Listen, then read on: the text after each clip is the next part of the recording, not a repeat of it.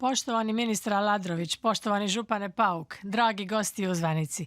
Dopustite mi da vam zahvalim na pozivu za današnju online konferenciju u organizaciji Ministarstva rada i mirovinskog sustava Hrvatske zajednice županija i Spona Koda.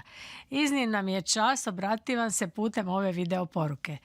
Vjerujem da su svi danas prisutni svjesni važnosti društvenih uloga. Znamo da je pažnja institucija trenutno usmjerena na zdravlje naših građana i siguran izlazak iz pandemije COVID-19.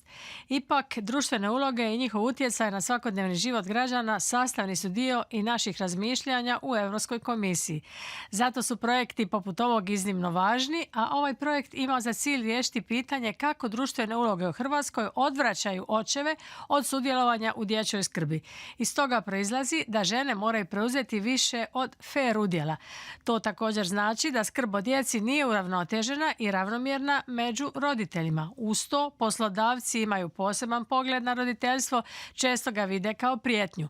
To može biti nesvjesna pristranost, ali to moramo zajedno riješiti. Ne možemo jednostavno prihvatiti da nijedan roditelj nije u stanju iskoristiti svoje potencijale ni privatno, niti ulozi roditelja, ni privatno u ulozi roditelja, niti poslovno. Ovaj projekt koji sufinancira Europska komisija potreban je i pravovremenen.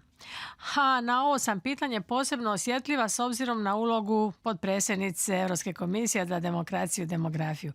Pozdravljam ciljeve ovog projekta koji imaju za cilj podizanje svijesti, suradnju s poslodavcima, djelatnicima i službenicima, a sve u vezi rodnih stereotipa.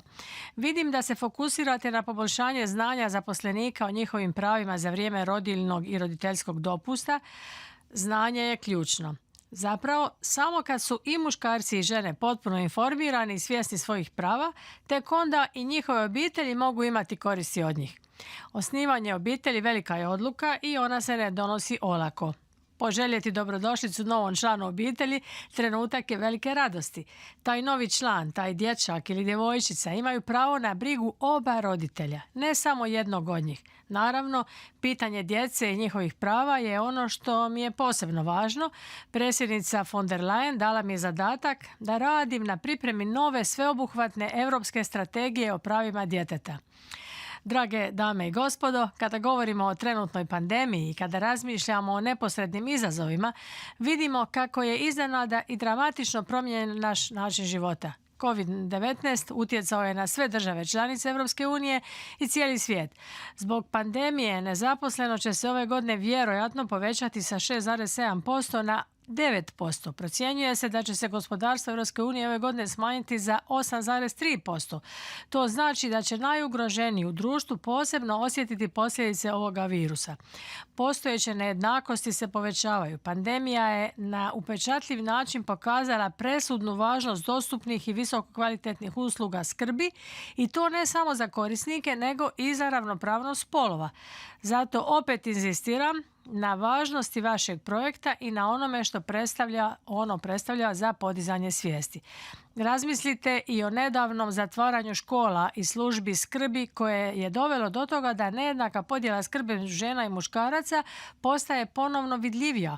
Postojeća raspodjela kućanskih poslova i brige o djeci još je uvijek neuravnotežena između žena i muškaraca. Mnoge ankete pokazuju kako veći udio u tim aktivnostima zauzimaju žene. Europska komisija pridaje veliku važnost promicanju jednake podjele odgovornosti kada se radi o skrbi ili njezi.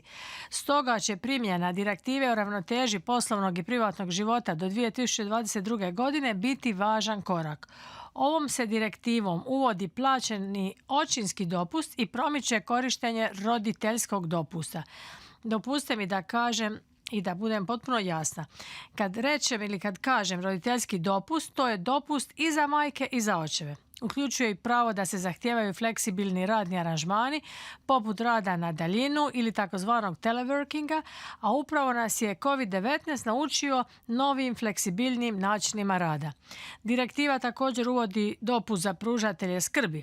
To je dopust za ljude koji pružaju osobnu njegu ili podršku osobi koja živi u istom domaćinstvu i kojoj je potrebna značajna njega ili podrška iz medicinskih razloga.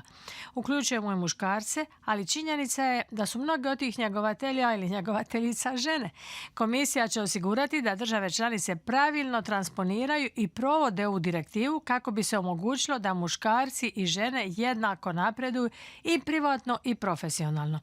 Moj rad na području demografije također se uklapa u posao kojim se bavite. Demografske promjene odnose se na ljude i na njihov život. Bavljenje demografskim promjenama ključno je za stvaranje pravednijeg i otpornijeg društva. Radim sa svim kolegama povjerenicima kako bih osigurala da naše politike uzimaju u obzir utjecaj demografskih promjena.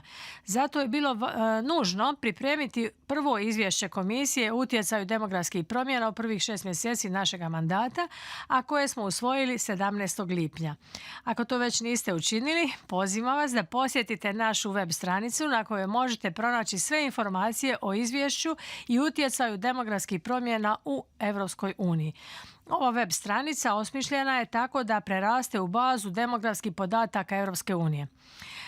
Vaš rad nije samo rješavanje nejednakosti, nego nam pomaže i u rješavanju demografskih izazova. Moramo čuti i vaša mišljenja kako bismo osigurali da i muškarci i žene mogu uživati u radostima roditeljstva i brige za obitelj, a istovremeno imati mogućnosti raditi i razvijati se u svojoj odabranoj profesiji bez straha od diskriminacije. Istodobno, pružanje više šansi ljudima da se integriraju na tržište rada pomoći će nam u rješavanju izazova smanjivanja stanovništva radne dobi, a time i dugoročno podržati održivi rast i produktivnost. Još jednom vam čestitam na radu, na ovom projektu i radujem se budućoj suradnji. Vaša Dubravka Šuica.